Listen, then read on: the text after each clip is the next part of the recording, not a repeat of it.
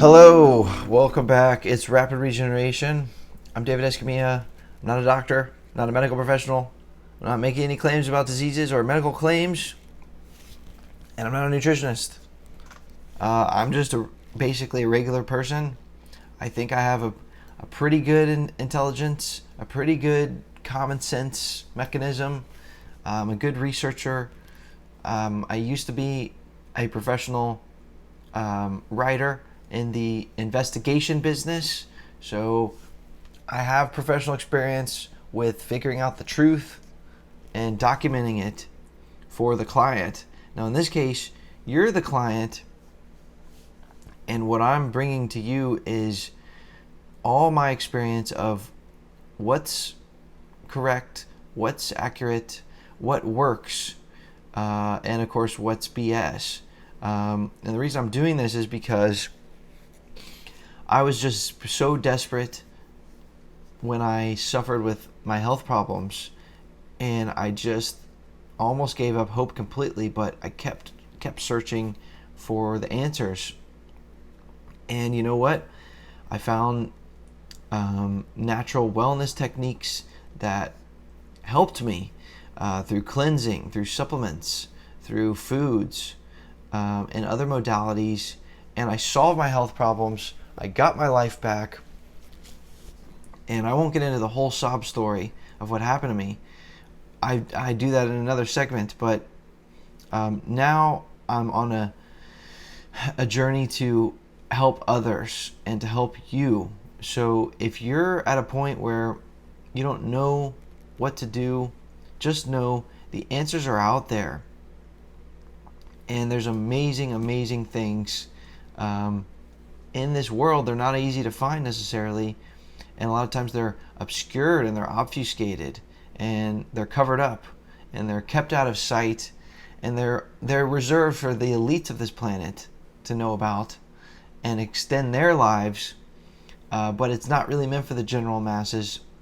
Well, I'm here to investigate all of that and bring you the knowledge that I have. So one of those things is vitamin C. Well, vitamin C is actually in the mainstream.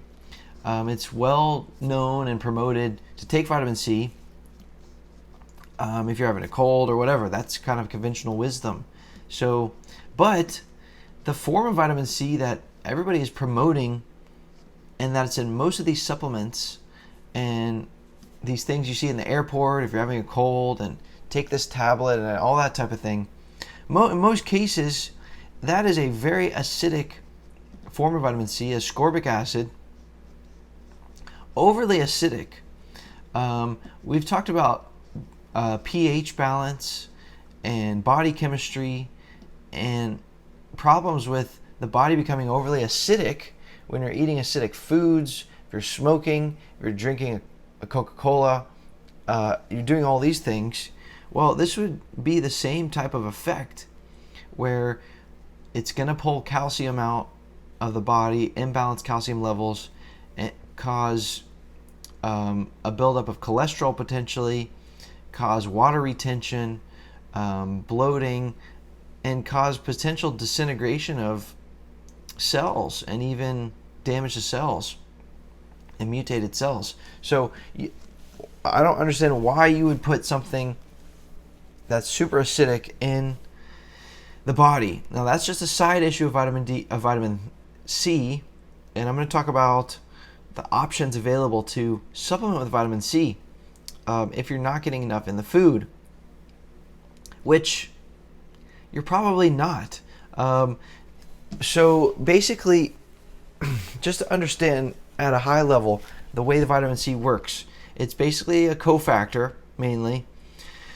It does help in things like connective tissue regeneration and repair, fat metabolism, neurotransmitter production, and perhaps most importantly, it functions as an antioxidant, which helps to clear out free radicals which occur in relation to a cell, and that cell may be having these free radicals and these oxidation from just regular activity of that cell or from exposure to toxins. And so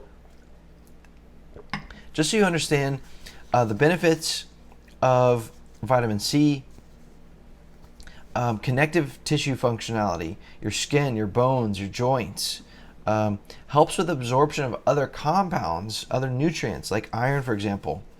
It neutralizes damaging free radicals.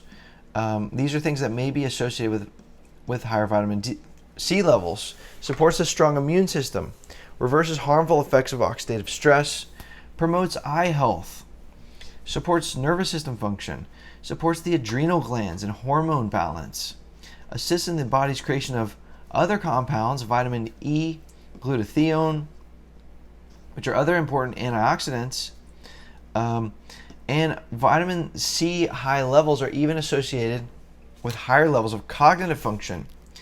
If somebody does not have enough vitamin C, some of the problems may include collagen issues, skin, enzymes not working properly in the body, bleeding and bruising easily, poor skin and hair health, even anemic symptoms, and constipation. So, what if you're just eating an amazing diet? If you're eating a lot of fruits and a lot of the things that I promote, raw foods and eating a lot of fruits and whole foods, it's a romantic ideal notion that we could live in this world and be getting this amazing nutrient, vitamin C, from the foods that we're eating from nature. So in my personal evolution, if you had asked me a while back, I would have said, oh, you know what, I don't want to take vitamin C. It's unnatural, and I like this romantic notion that let's just live in harmony with nature and get the nutrients we need from our foods and our environment. Well, the problem is that, Dorothy is not in Kansas anymore, and neither are we. We're not in a natural environment anymore. And sadly, the foods are so lacking in nutrients that are grown by the commercial growers. In fact, there was a study that studied levels of nutrients in food from 1975 to 1997. So this is a 22-year span of time, and the level of vitamin C declined by 30% in 22 years. Now keep in mind, the commercial growers have been doing what they've been doing for basically over 100 years. And that was in just 22 years. So, I mean, then that's just vitamin C. That's not even other nutrients. So how much do you think that the levels have dropped over a period of time of a century? 70, 80, 90%? I mean, it's sad. It is sad. So, yes, I do believe we have a epidemic level problem of nutrient levels in the food, including vitamin C. And so, for that reason, I become desperate to the point where I will consider supplementing, even though I know it's not really the most natural way to get vitamin C. The other factor that you could consider is the level of stress, that oxidative stress that we go through in the modern world. And so if you think back to, in other words, more stress, more oxidation in the body would require more antioxidants than it otherwise would. So just going back to the ancestral times, our human ancestors were walking around, they were eating foods that had high levels of nutrients, high vitamin C. Not only that, but their lives were relatively simple and straightforward. Yes, they would have had to deal with life-threatening things, but their lifestyle would have been a lot simpler than ours is today. I mean, what do we have to deal with today? Things that cause oxidative stress in the body, bad food, unhealthy substances, low levels of exercise, which are getting, oxygen circulation being affected, lymph flow, hormone balance, mood, muscle strength, bone density. can all result from not being as athletic as we used to, poor weight management. How about psychological stress from an unfulfilling job or purpose? All this cryptic negative messaging from the media, negative emotions, chemicals in all kind of household products, poisons in the air, water, food supply. How about microwave, EMF, electronic radiation? I'm not trying to depress you, but we have to get real and we have to admit the levels of problems that we have, which is basically we're now in this modern world and we get all this extra oxidative stress, but what if we don't have antioxidants enough to balance that back out?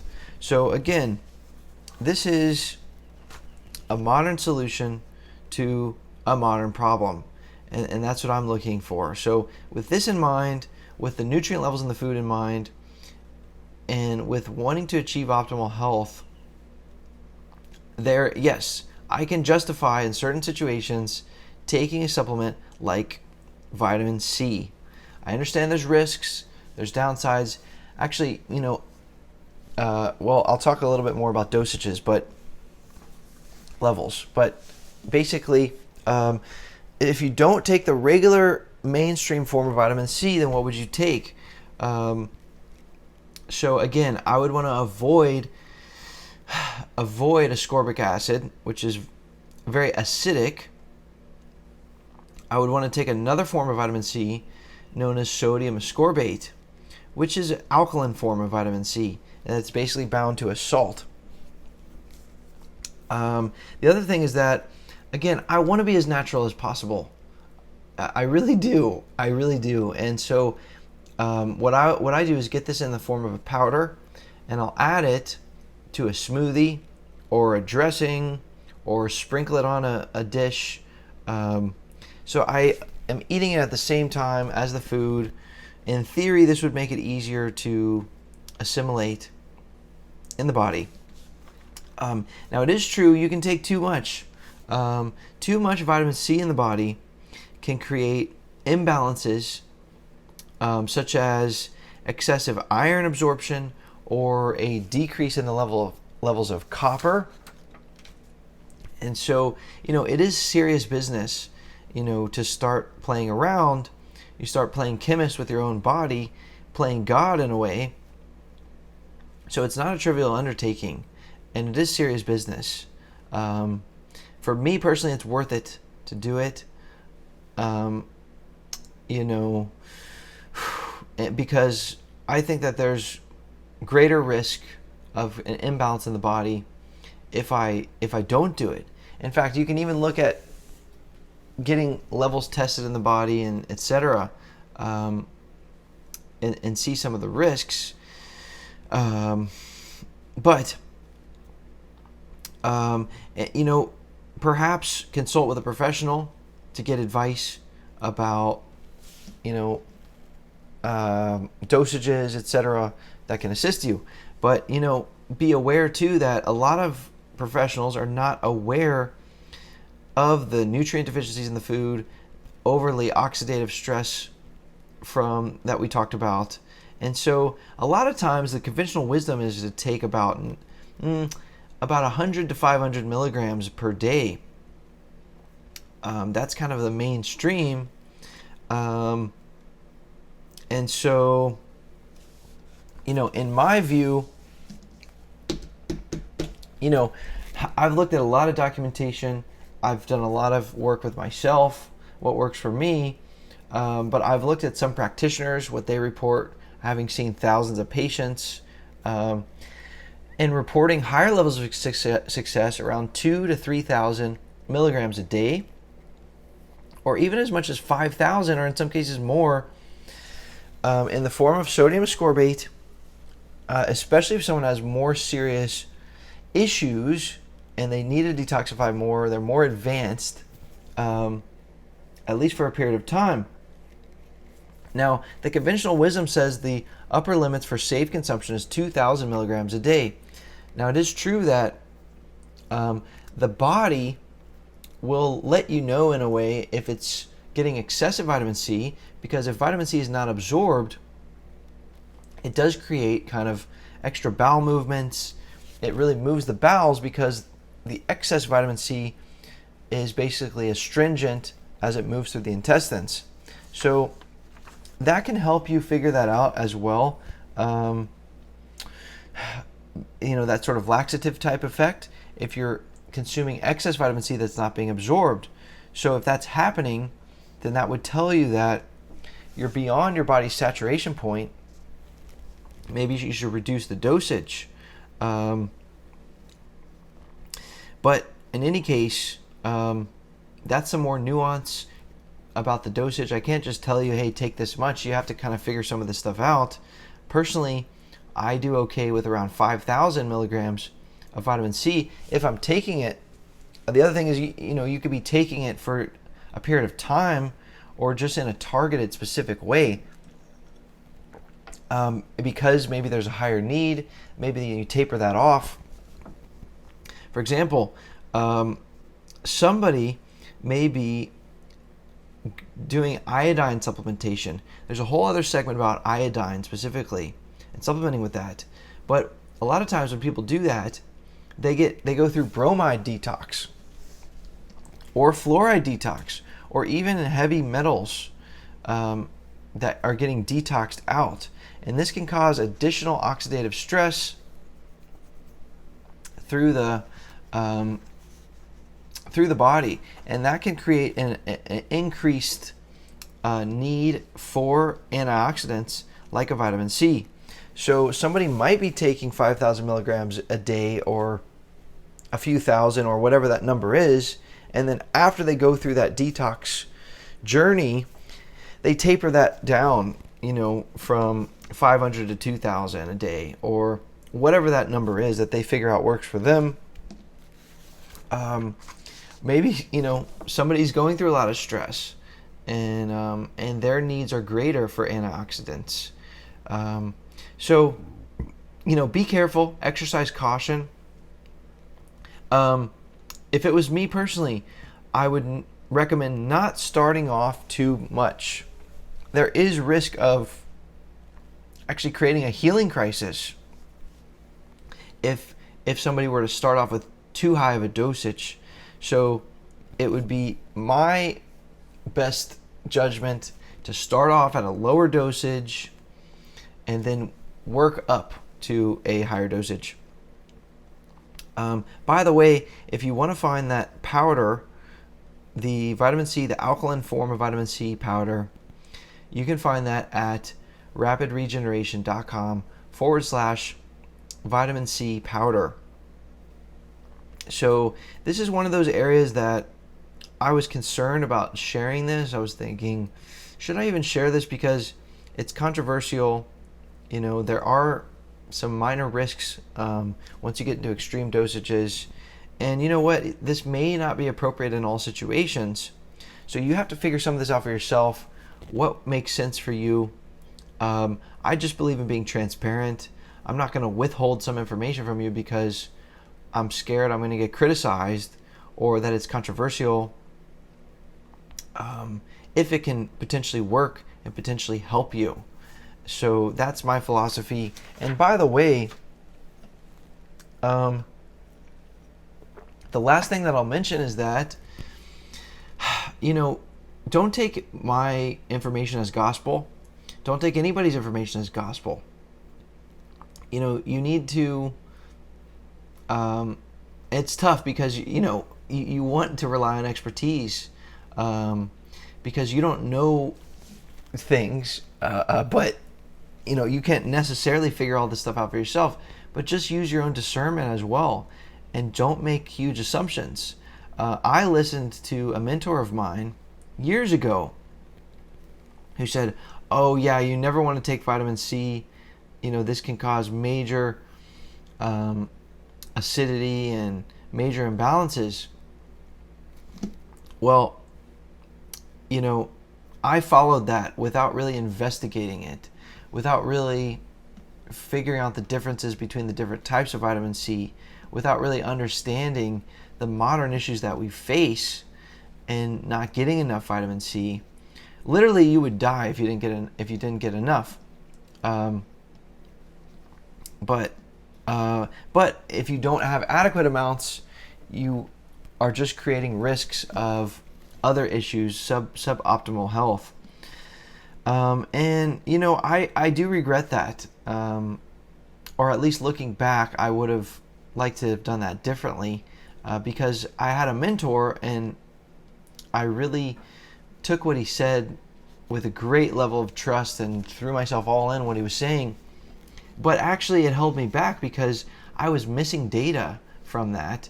I never investigated it myself, researched it myself, and I really could have accelerated my results had I been able to employ some of the powerful effects of using the right kind of vitamin C in the right nuanced way, rather than just kind of following blindly. So now that I've figured it out, more so, I hope, I'm in a much better place, and I notice a lot more benefits. A lot. I feel better. And so I hope this helps you. Definitely keep it in mind. It's one of the most important nutrients that I feel it's worth dedicating this segment to, understanding, and of course, understanding what to avoid in terms of ascorbic acid, and using this other powder and using it in conjunction with food. Keep in mind the dosages and starting out, lower, and keep in mind all the nuances that were talked about. And if you need a nutritionist or medical professional or whatever, seek out that person, because I'm not that. But also know that a lot of people, they don't have full spectrum analysis, and so just be careful where you get your information. But good luck. I hope this helps you. I hope that I am helping you to achieve your personal goals, and that's the point of this whole program and what I'm creating for you at rapidregeneration.com as a resource. I'm here to help you. Please reach out if there's anything I can do to help, if you have any feedback. Thank you. Be well, and I will see you on the next segment. For more information, please follow at Rapid Regeneration or visit rapidregeneration.com.